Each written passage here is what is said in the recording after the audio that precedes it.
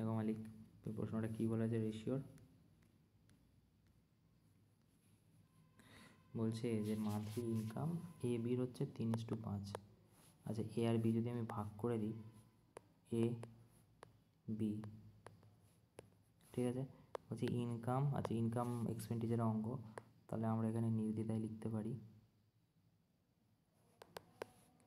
Income expenditure savings, ঠিক আছে, এটাতেও হবে কি ইনকাম এক্সপেন্ডিচার সেভিংস, রাইট। এবারে দেখো বলছে ইনকাম কি না 3:5, ঠিক আছে, এ আর বি, আর সেভিং হচ্ছে 2:3। প্রশ্নে যা আছে বলা আছে তাই করেছি। এবারে একটা জিনিস দেখো,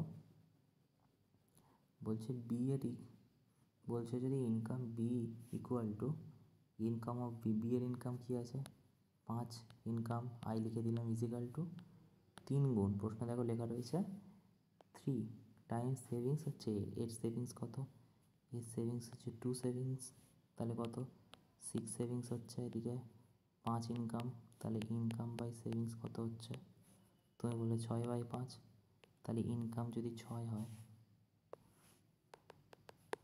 ইনকামের রেশিও যদি 6 হয়, তাহলে 3 6 এখানে কত হবে 18, আর ইনকাম কত হয়ে যাবে 5 6 30। আচ্ছা, সেভিংস যদি 5 হয় 15, আর 5 2 10, ঠিক আছে। এবারে আমাদের বলেছে কি প্রশ্নে এক্সপেন্ডিচার কত, আচ্ছা ইনকাম থেকে সেভিংস বাদ দিলে এক্সপেন্ডিচার 8, আর এটা কত হবে 15, ঠিক আছে, 8:15, 2 এর দাগেরটা উত্তর হয়ে যাবে। ওকে।